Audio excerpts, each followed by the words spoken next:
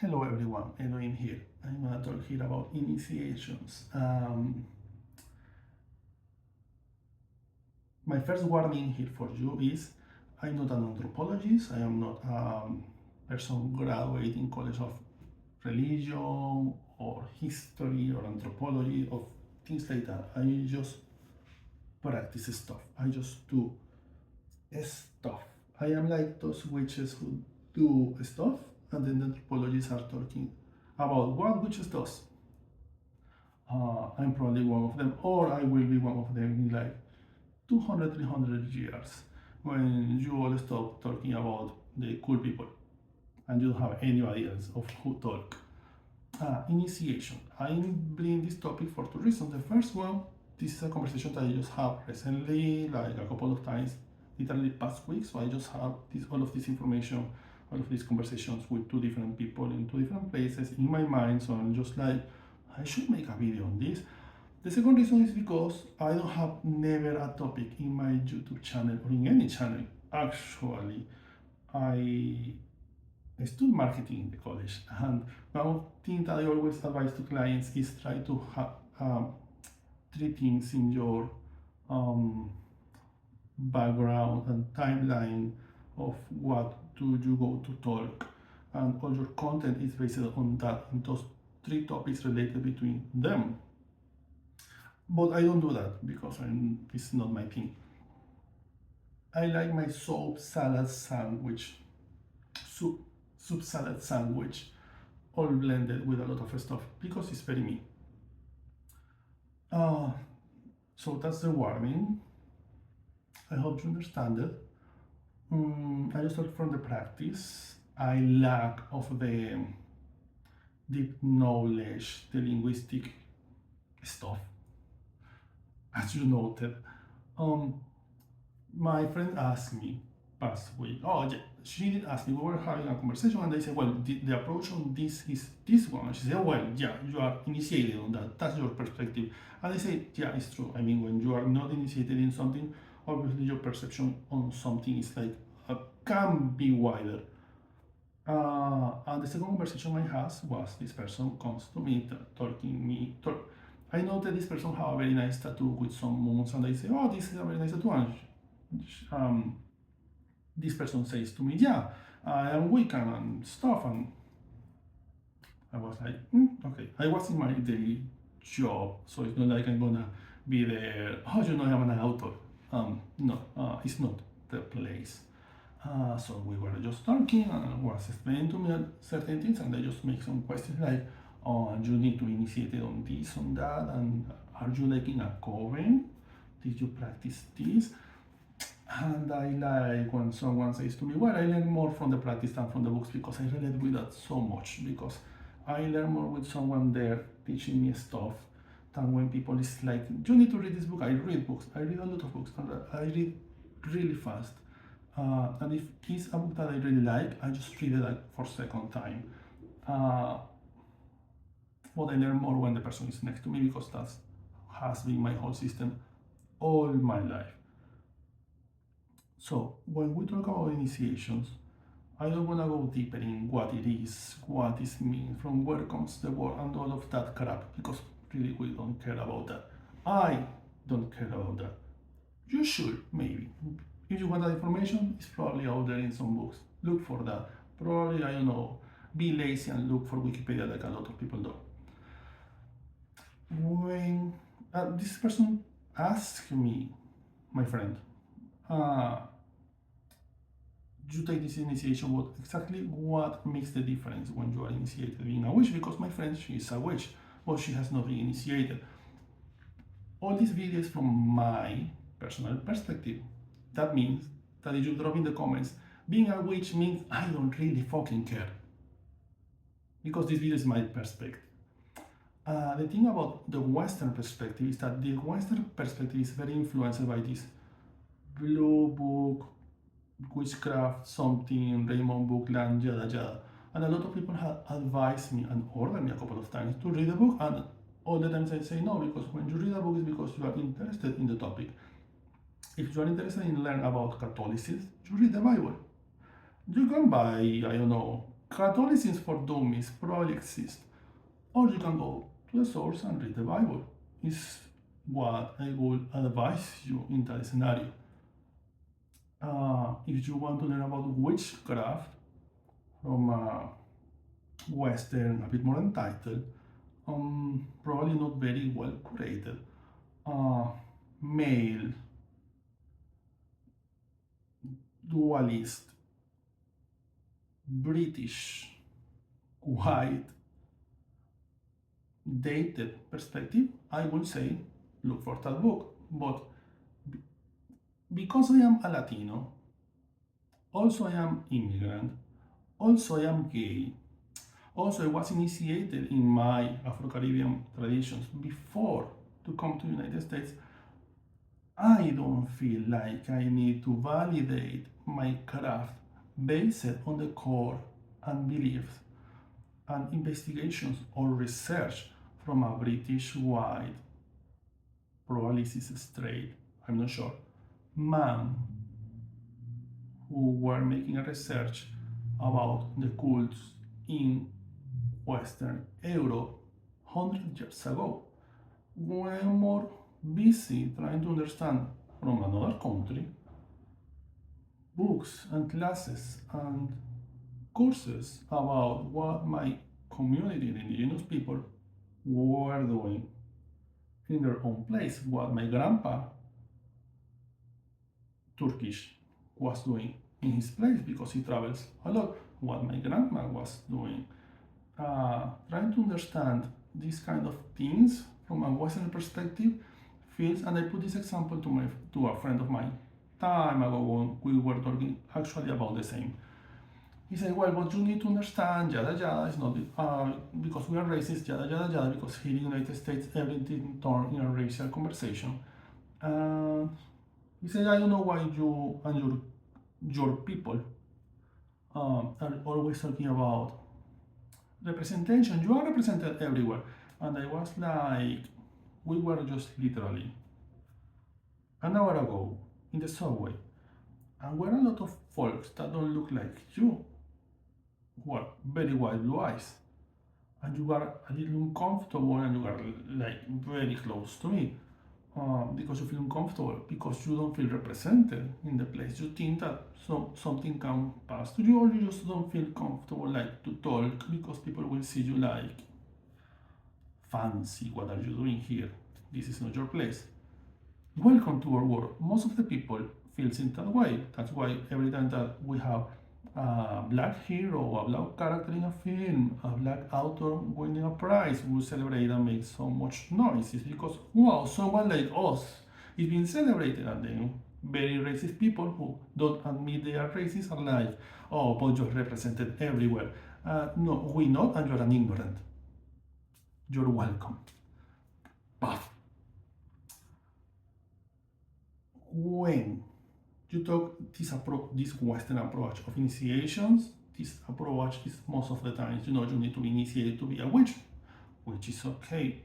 In some way, I understand that, and in a very big part of myself respect that because I was initiated in multiple traditions, and I understand the good, the bad. I understand the ignorance of people when they claim. I don't understand how you practice so many different things at the same time because in their imagination they probably visualize that I have this kind of altar with, I don't know, orishas and the Egyptian gods and Persian statues and I don't know, Japanese effigies in there and paints of Roman god and stuff like that. And they think that I have tarot cards everywhere and all of this blended with a statue of Ganesha and Buddha. And the temple where I am right now, the sanctuary looks like that, but every altar is entirely different. Every spirit, every tradition have their own place in that way. Because for me, having a tradition is like having a son, a baby, something that I embrace, and I try to give it all the love possible, but with certain boundaries. Because you're my baby, but you need to learn to work for yourself. You need to be part of the family. Welcome here. This is the core of the family. Is this person here? I'm not more than you are the God, you are the deity, respect that, but we have a balance working here. We are all diving here very well, and you need to be in calm with this. And people can assume certain things like, oh, you are learning all of that stuff, and I'm not. First, I'm not so stupid how I look. You're welcome. And second, you're still being an ignorant. You're welcome. The Latin American perception of initiation is entirely different. Oh, but you have initiations in there? I thought that was just something that Wiccans does. Actually, we have initiations. Spiritismo is in a lot of countries. I can say all, but in a lot of countries, it's an initiated path. I can say all because I don't have been in all the countries and I don't have met every spiritist around from every country in Latin America, and we are a lot. For the people who vote for Trump, below Mexico in the map, watching there is a lot of other countries. And because I have met all of these 20 different priestess from different traditions in different countries, I can say that all of them have initiation, so probably not, probably yes, I don't know. But at least in Venezuela, we have certain ways of initiation. In Colombia, they have certain ways of initiation. In Brazil, they have initiation. And not just in the Afro-Caribbean traditions, also in the indigenous communities are initiations. And in the Spiritist community, which is not entirely blended with the indigenous and not entirely blended with the Afro-Caribbean, are also initiations. You are initiated into something. So my friend was asking me, I still being a witch for you? You, for me, still being a witch. I don't really care what any white person says contrary just because they read it in a book, because witches has been in the world like before the books. Sorcerers, witches, mages, the Persian mages, all of them were in some way the influence to the craft of the modern witch. And all of them were obviously very different to us because probably the standards were higher than they are with us. Because in a whole community, no was like, not in all the communities were like some kind of, oh, it's a lot of witches, here is a priest, and this priest pray to the gods and the deities and the spirits and the ancestors.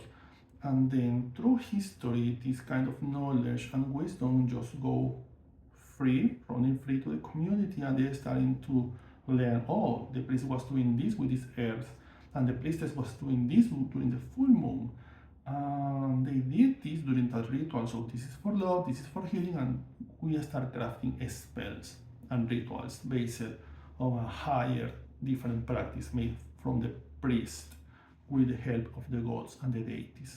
I know the sweater looks gummy. I have been working all the week with this same sweater, so it looks gummy. Gummy is like the gummy that you eat, and it's like when you chew something a lot and you just throw it away. The sweater looks like that right now, but it's very comfortable because it's very sweat right now, so I feel warm in a probably disgusting but nice way because it's my own sweat. And then you have all of these practices that carry away for the next thousands of years. Now we are here, the witches. There are many witches in different communities, and in every community, being a witch or being a brujo means something. In the I'm gonna use this term, but this term I don't think exists. I'm just using this pretentious term in the brujeria community because saying brujas community sounds weird. In Venezuela, we don't have initiations to be a bruja, but you are trained for years learning from other brujos and brujas. Now you will ask, because a lot of people has asked me this for years, why I always refer to this community like brujas and not brujos in masculine. I don't know if it's writing in any book. I don't really care either. But in Venezuela, when we and in certain parts of Colombia too, when you refer to a crowd of brujas, for your better understanding, folk magic practitioners of the craft, in a regional representation of their practice or spirituality when it's a crowd, except if it's just a group of male witches, Latinos, understanding brujos. If it's just male, we say brujos. If it's at least one woman in the crowd, we say brujas. If it's many women and men, we say brujas. If it's non-binary women and men, anyway, we say brujas because it's a way to celebrate the foundation of the craft. Is the craft of the brujas. This belongs to women. This comes from women. They are the first, they are the creators, they are who bring life to the world, and that is and should be and will be respected whatever it takes, because woman brings life to the world. And period, we don't discuss that.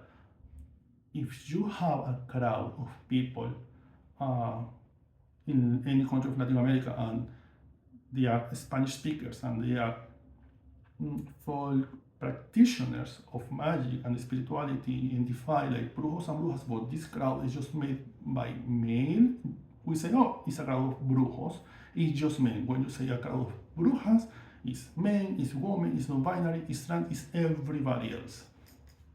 Period. That's the way how we do it.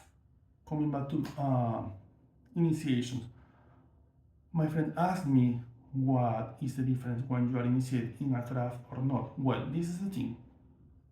I offered this workshop 1 or 2 years ago, open rituals for the orishas, and people were asking me, so this is just for santeros? No, open rituals means the rituals that you can participate without being initiated. And they were like, that is possible? Actually, yes, because when you come to the craft, especially in Santeria, Santeria is a very complicated path, Yoruba, Lukumi, where it's not like, oh, I want to be initiated and I have the money. Even if you have the money many times, the priest will not take you, because most of the times people, the initiation into Yoruba is one of, and I have been initiated into multiple things, and the initiation into Yoruba continuing for me one of the most complicated paths to take. The initiation is a whole struggle that many people can't imagine. When you say to them, oh yeah, you need to be dressed in white for a whole year, they think, oh, I'm just gonna buy clothes and have a whole year in white. Yes, when you have just 3 days, you will be tired because all your clothes are white all day, especially in the summer, are nasty. And now imagine that every day, every night you want to go a party and everybody's looking at you very well because why you are dressed in white.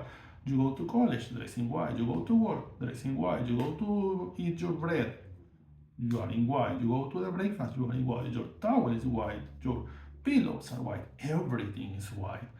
And the food is very strict for a whole year. It's a whole diet that you need to fulfill during a whole year, and you can take a step out of the diet during a whole year.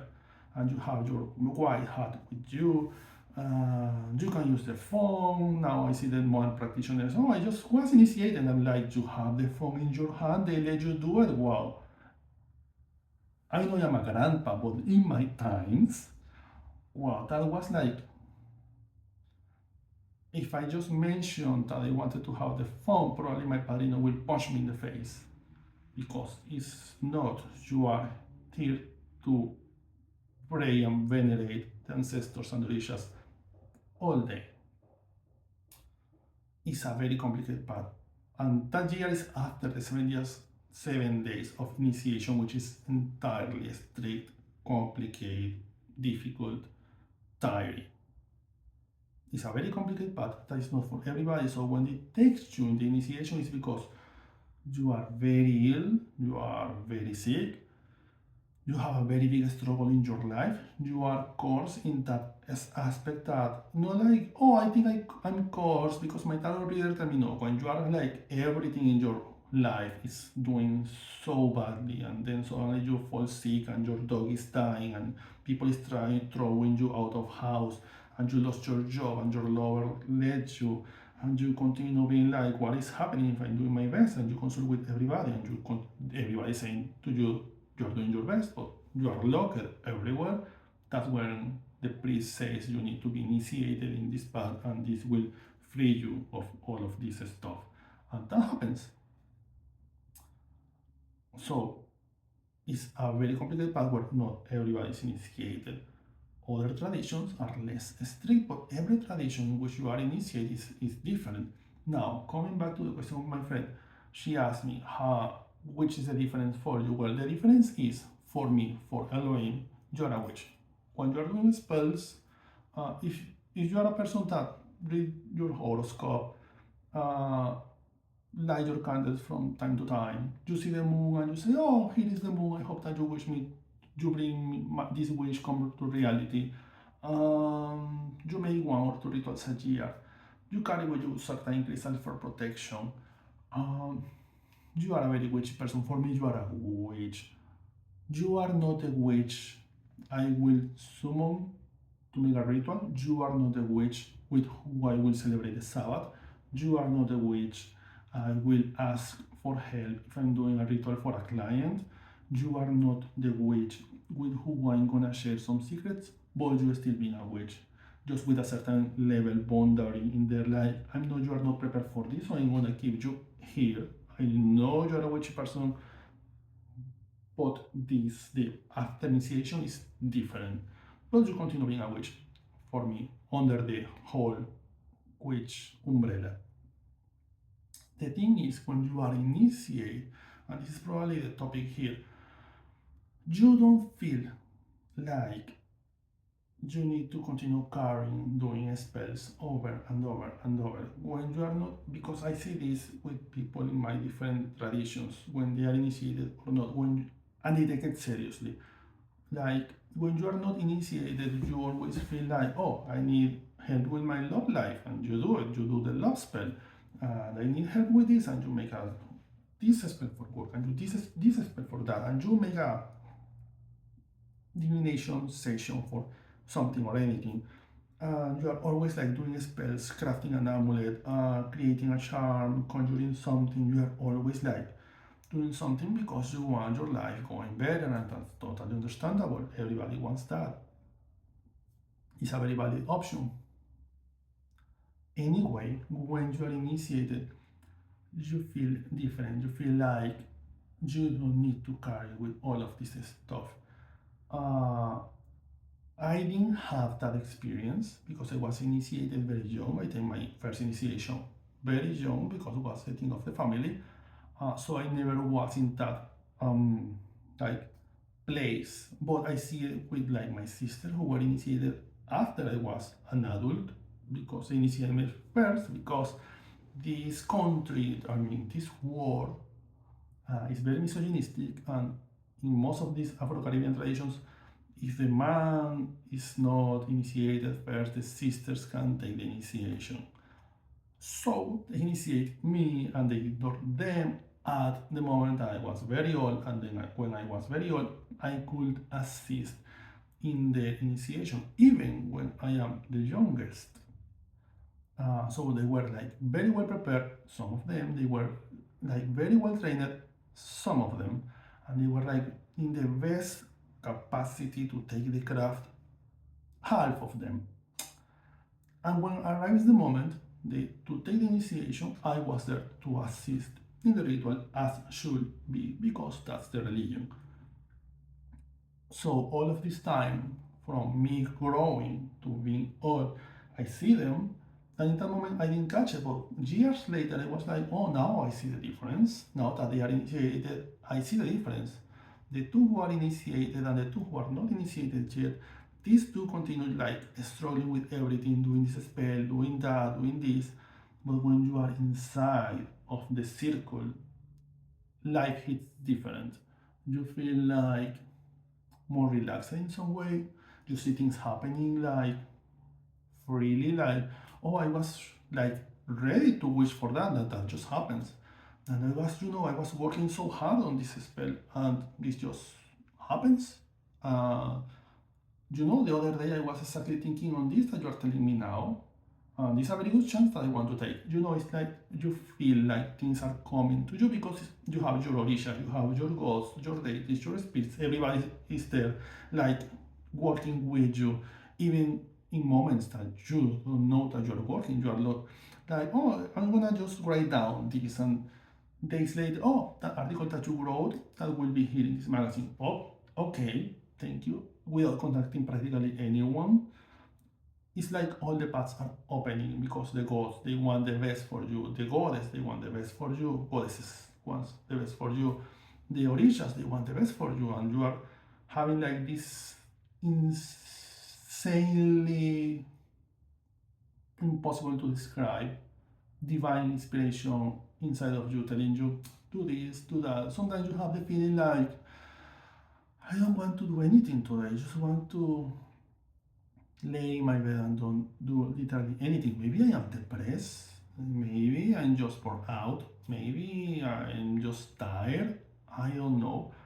Um, then they call you from your work and say, take the day off because the boss is not coming, so we know we'll open the store today. So just stay there and you're like, so I didn't have to waste my time taking the shower, dressing myself, preparing myself for the work, preparing my bag, taking the subway, taking the train, taking the bus, arriving in there. Someone tell me, oh well, now that you are here, we can close, or you stay here all day. It's that feeling like you are always in some way prepared for everything. I remember having this kind of discussions with my sisters and with many people inside of the traditions, like when you are not initiated, and I'm not trying to dismiss anyone here, but that's at least what I see from my total aspect of ignorance here, from my small experience. What I see is that it's easy having enemies in these days because we live in a very superficial world. People is depressed, and we are now finally starting to talk about mental health and about depression more openly. And a lot of people are really depressed, and they really hate their life, their love life. They are in terrible shitty relationships.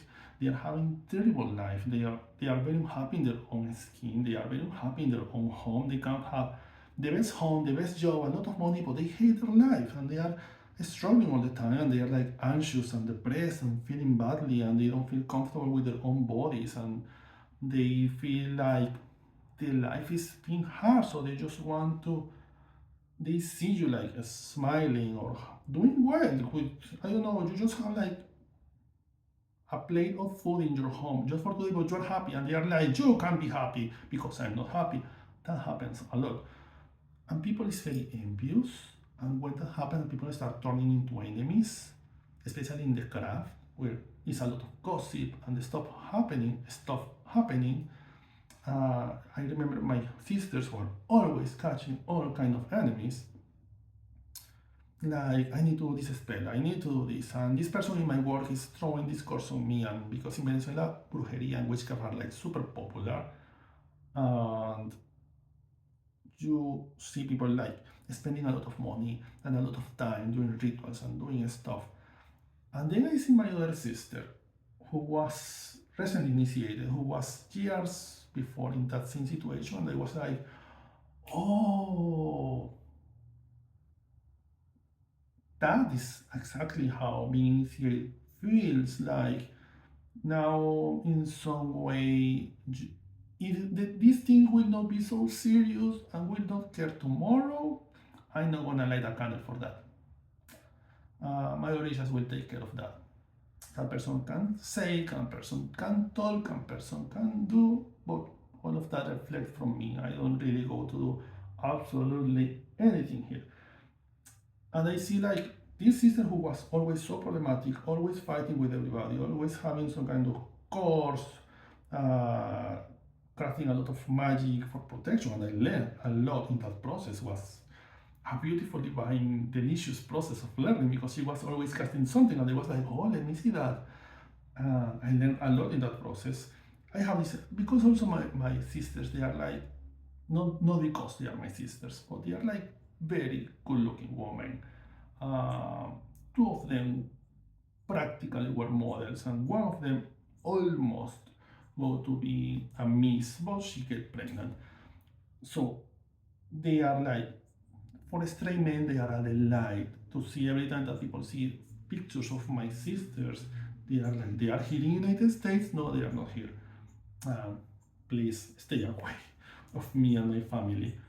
And but that happens a lot because my mom is beautiful, and they catch a lot of attention. And that happens. They go to a job, and suddenly the boss feels like very seduced by them and want them close. So people who are in the job for a longer time feels like, okay, you are dismissing me now just because this woman looks pretty and she's pretty, probably useless for the job, I don't know, but she looks pretty, and straight men most of the times, history has teach us something. And so they were all the time doing spell casting and courses and stuff and protections and charms. And I remember that beautiful love spell that my sister put in her boss, and that works like amazingly well. And you see them doing all of that, and then when after they take the initiation, you see like in some way life just start running. It's like all of this negativity and curses and the stuff that you have been accumulating in life, the Orisha or the gods or the in whatever is the deity in the path that you take, they just like, let me take care of this, and they just move all the stones and go walk freely, be yourself, and you feel life hitting in a different way. Like all of this is opening. Like, why I need to care about what people is saying or doing against me? So you just, when you are initiated in some way, you don't stop being a witch practitioner, but in some way you take more like the character of a priest. You are, or a priestess, or a priestess. I don't want to make mad anybody, so I really trying to pronounce something that I don't know how to pronounce, but the word with the X, you understand me? And you take that character like, now I can just focus in work with my deities, Orisha deity, spirit, ancestor, goddess, god, I don't know.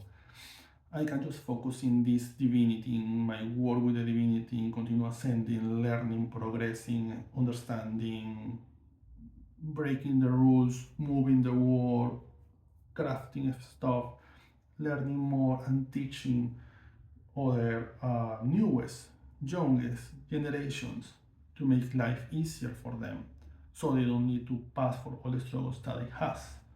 While when you are not being initiated, I don't say this is a representation of everybody, because some people it's just problematic. Some people not. Some people take an initiation and they continue having a very nice life. Some people take it and they just bring a lot of attention. That depends on each person.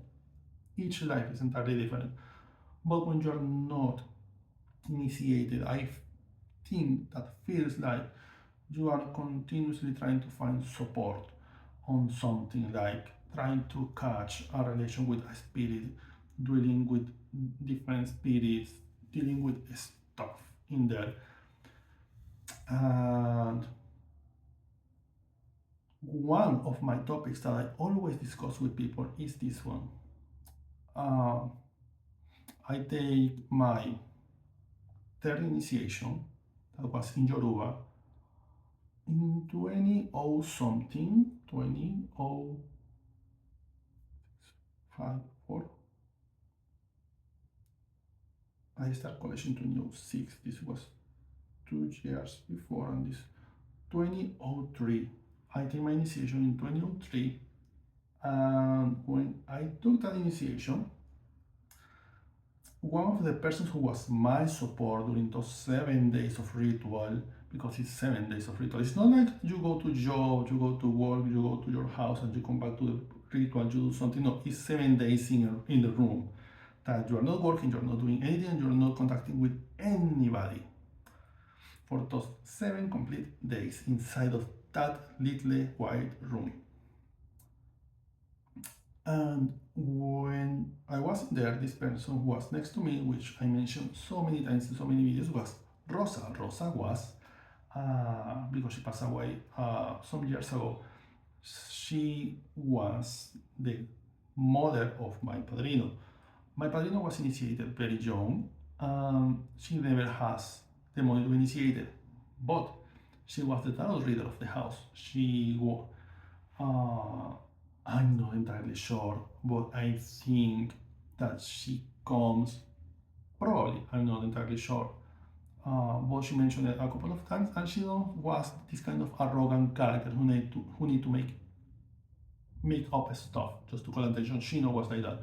But she mentioned a couple of times about her Roman family, uh, so Romanis. So, and she told the story about how their, I think that was grandpa or that, I'm not sure, arrived in Venezuela. And she told us all of this story one time. I was very young. And when that happens, I was like, oh, so she's Roman, but she never says I am a Romani. She never say that, so she don't identify like that. She says my grandpa was the person who do this, and he teach me to do this and that. She was an amazing tarot reader. She works all her life being a tarot reader. In her house, she had all of these um, pictures of herself in magazines and stuff, because during the 80s she was widely popular, a very popular tarot reader, and everybody want a reading from her. I remember this picture that for me was inspiring when I was in my 15s. I was like, that's my goal in life.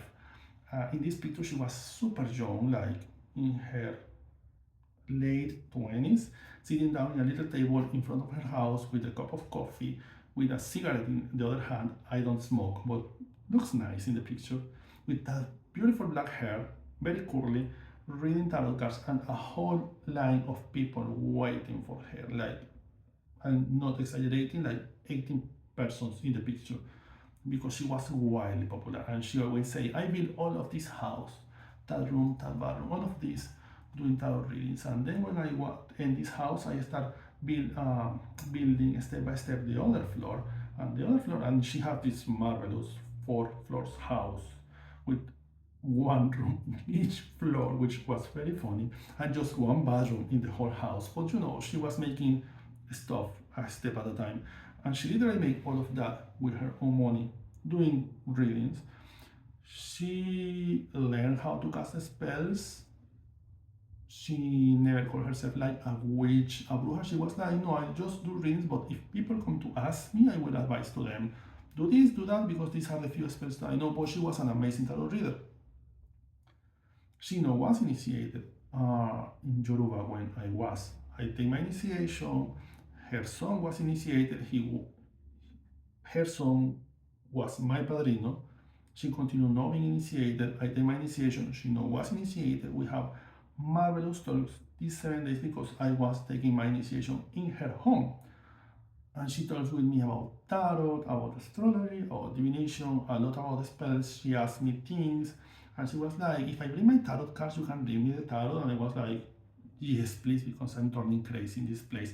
And she read a whole deck. I read the tarot for her, and then she did the tarot for me inside of the place. She continued talking to me about the orishas, about the tradition, and I was surprised of how much knowledge she has. And it was like, wow, she really knows a lot for being a person who's not initiated, but she has been around for a long time. So probably her deepest relationship with the orishas is something that we can understand, because she really believes in the orishas. She knows the prince, she knows the language, and when you are initiated in Yoruba, you need to learn the language, because all the rites are made in that language. All the chants, all the prayers are made in that language. It's not like, oh, I want to translate this to Spanish or English because my padrino says. We don't care from where comes your padrino. We don't care if he comes from Cuba, from Brazil, from Africa, from Ghana. You do this in this language. End of the story. Period. Your arrogance stay out of the door. So she knew all of this. She knew the language, the traditions, the rituals. She didn't knew what we do in the initiation, but she knew everything else that you can find in a book.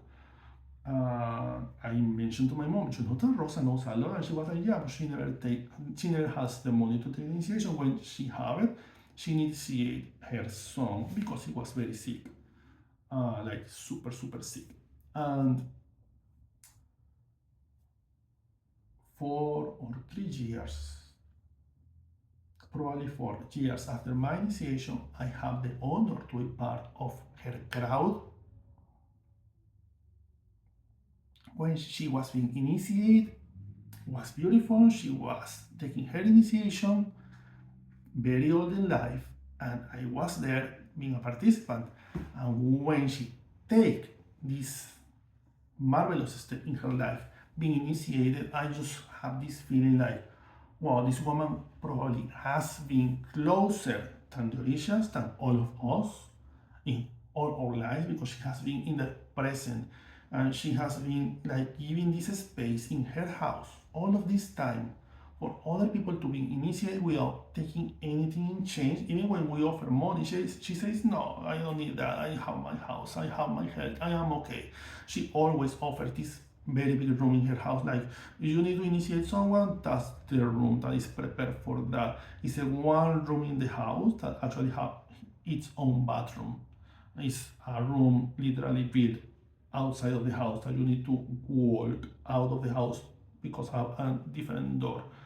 And we were thinking like Dorisha should be like honored to have her.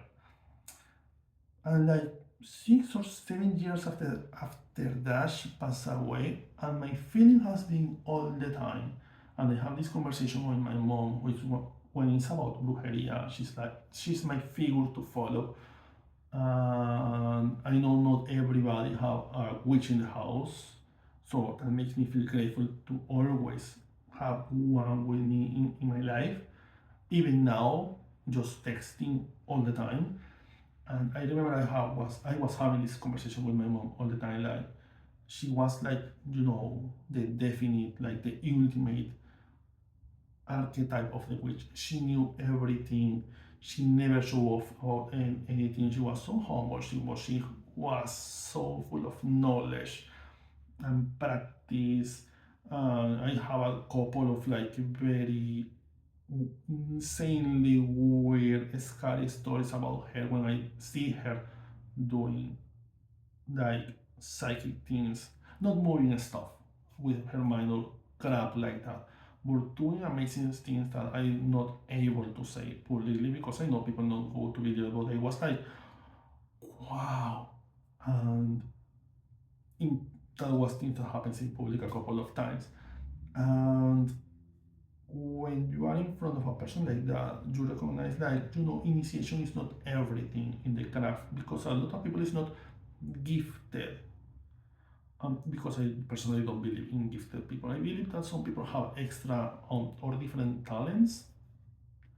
But this, I am gifted, I don't know.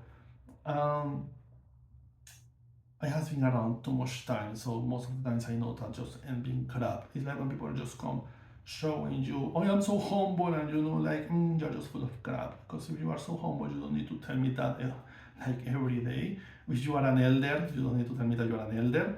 You don't need to remind me, hey, I am an elder, I am so humble.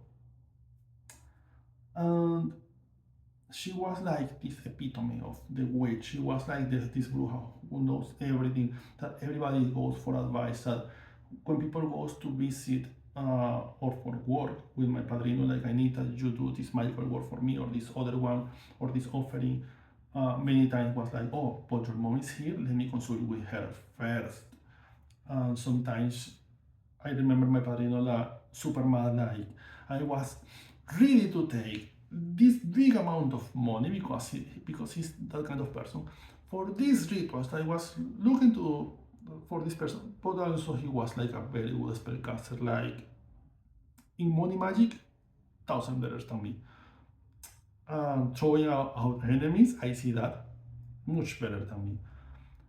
And he was like, I needed money, and and I was praying to the Orishas, and this situation just present itself, and this guy is like, take my money, I'm gonna do this and I'm gonna do that, and I need you to do all of this. And I was ready, and then he go to take a reading with my mom, and my mom says, you don't need anything of that.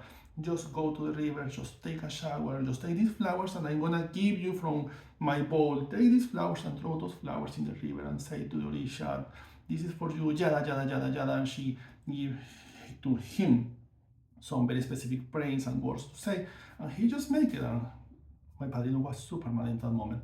And that's the kind of stories that growing up, it's not like someone is telling me that is, I live that I was all the time, because every time that my mom go to visit my padrino, or I need to visit my padrino for any ritual, initiation, ascension, receive another orisha, yada yada yada, we were together and we were like, wow, she's amazing. Yeah, she knows a lot. Yeah, you notice how she, and you see how she was all of that. Like, she's the witch that, not the witch that we want to be, but the witch that is the epitome of what we inspire to follow in life.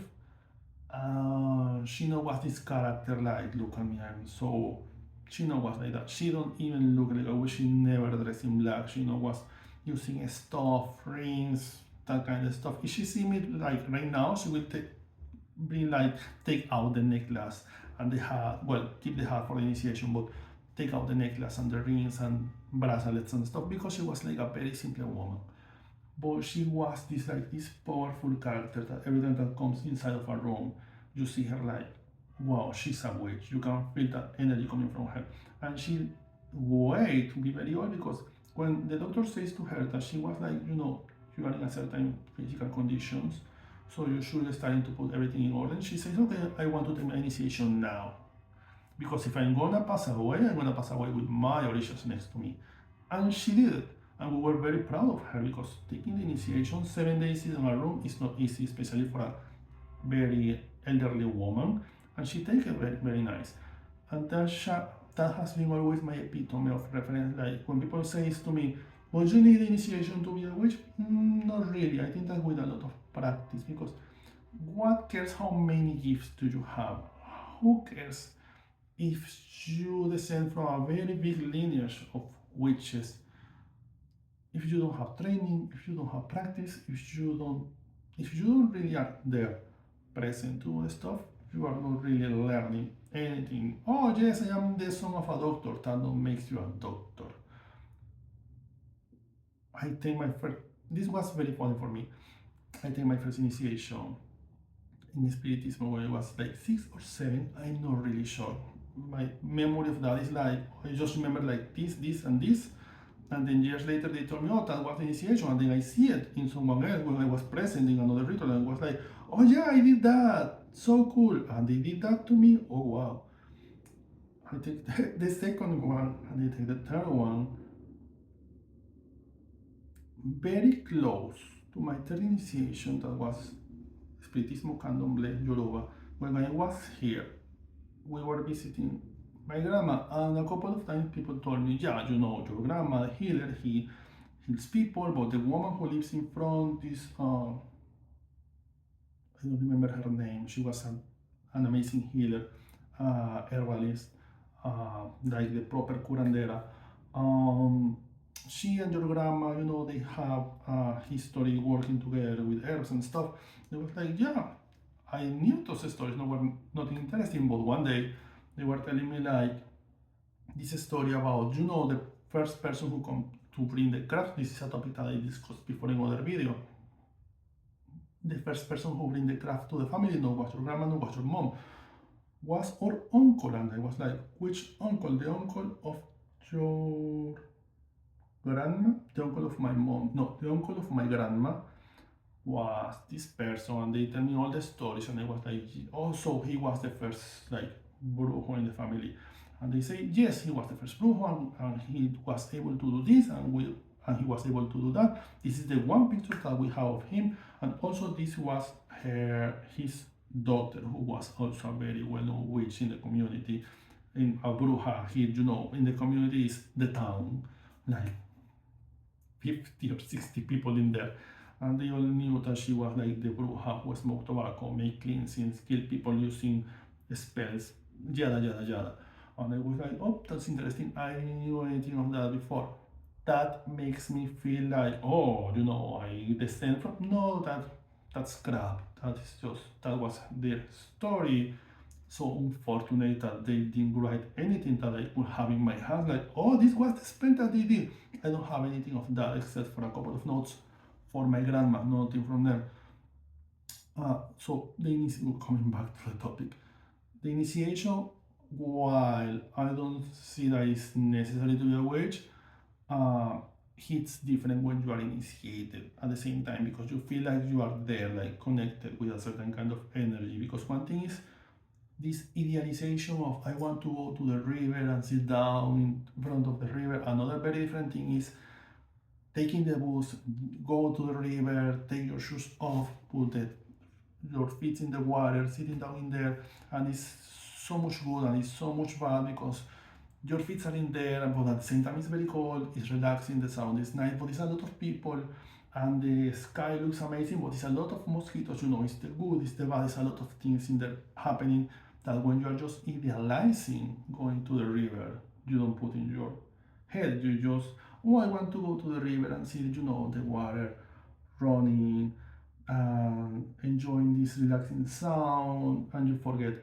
everything else, all these details that you discover when you are inside of the river. And the initiation is you are inside of something, and yes, are mosquitoes around and you need to move the mosquitoes, because it's a river, it's a lot of water, the water is running, it's a lot of plants around, it's a lot of animals around, it's a lot of birds around, and the birds, they do their stuff, and that stuff uh, falls in the floor, and when it falls in the floor, bring mosquitoes and other animals, but also it's other people coming to the river. It's not just you need to share the river because other people is taking a shower in the river and sometimes praying in the river and taking selfies in the river and all that kind of stuff, and you are not like, oh, I need to share the river. No, you don't need to share the river because the river is in there, it's not yours. It's not like, oh, I want to share it. No, the river is in there, it don't belongs to you. The initiation into the craft is something like that. You are in the river, you are forming part of something else. The experience hits different. It's not just the idealization, it's also the responsibility, it's also the enjoyment, it's also joyful, but it's a lot of things to take care. Oh, I'm going to the river, so I need to have my smartphone, I need to have my keys, I need to have my wallet, I need to go prepare, I need to have a second pair of shoes, I need to have extra clothes. It's all of that preparation to go to the river. It's all that preparation to go into the initiation and stay inside of there, because when you are initiated, the things that you see, you can't unsee. So my friends and this client were asking me like, is necessary? Depending on how deep you want to go. But I think that a person who like, you read your horoscope. I don't believe in horoscopes, but you read your horoscope every day and you carry your jewels and your crystals and you read a couple of books a year and you see to 1 or 2 Sabbaths a year and you do some stuff, you are enough. Which for me, I don't think that in that concept that you are not witch enough. I don't believe in that. Um, because how you really define that gray area, like you are too white, too black to be or not a witch, you are too white or too black to be or not a spiritista. It's a very gray area in there, but the practice makes the difference and the training makes the difference. And when you are initiated into something, that means that you have some certain credentials. That means that also you have a padrino, you have a high priest or priestess, someone in there teaching you, who is taking the responsibility over your mistakes in some way. Like, you are doing mistakes, but you are doing mistakes because I'm not taking the time to teach you, or you are not paying attention because my way to teach you is not like the best, or you are not really taking the time like a student to invest yourself in what I'm trying to teach you. It's a lot of things going on in there. That's essentially the thing. So this is almost 1 hour, so I'm gonna stop recording. I think that the point was very clear, because this is not the kind of discussion that you just can throw on Twitter. Like, yeah, you need to have an initiation, or you don't need to have an initiation, and just leave the statement in there like, can you give me a little bit more of the juice? Because you just show me the fruit. This is a topic that requires like go deeper. It's like politics. All politicians are trash, but you need to vote for someone.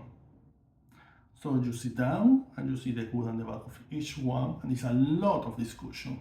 You should not just go on Twitter and say, I'm gonna vote for this one because it looks good. It's that. So I hope everybody stay well, stay wild, stay nice, take care of yourself.